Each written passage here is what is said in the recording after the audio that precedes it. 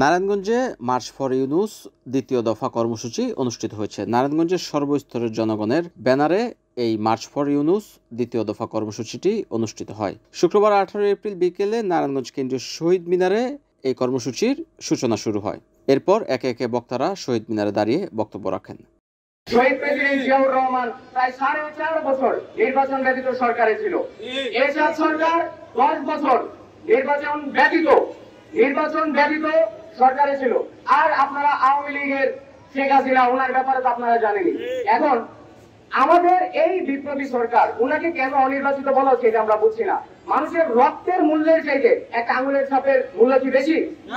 আমার শহীদ ভাইদের একটুগুলো জীবনের বিনিময়ে আমরা যেই বাংলাদেশের পুনর্গঠনের স্বপ্ন দেখেছি, আমরা যেই পরিমাণ স্বৈরাচারের মাধ্যমে আমাদের বাক স্বাধীনতা ছিল না, কোথাও কোনো প্রকার কথা বলার মতো সুযোগ ছিল না।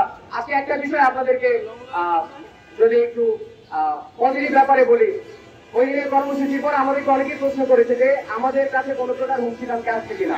আমরা বলতে চাই যে আলহামদুলিল্লাহ এই ব্যাপারে আমাদের কাছে কোনো প্রকার কোনো হুমকি দামকে আসছে না। আমাদের নারায়ণগঞ্জের মানুষজন যথেষ্ট সচেতন। আমরা এক স্বৈরাচার থেকে বেরিয়ে এসেছি, এখন আর কোনো প্রকার স্বৈরাচার আমাদের কাছে চেপে বসবে না। এবং নারায়ণগঞ্জের কর্মসূচিতে উপস্থিত ছিলেন রাজধানী ধনিয়া কলেজের সাবেক শিক্ষার্থী আলিফ দেওয়ান। এ সময় আরও উপস্থিত ছিলেন শিক্ষার্থী সিয়াম হোসেন, নারায়ণগঞ্জ কলেজের শিক্ষার্থী আলামিন, সাব্বির ইসলাম, রাসেল মিয়া সহ আরও অন্য ছাত্র জনতা এই মার্চ ফর ইউনুস দ্বিতীয় দফা কর্মসূচিতে অংশগ্রহণ করেন। NAN TV, Narayanganj.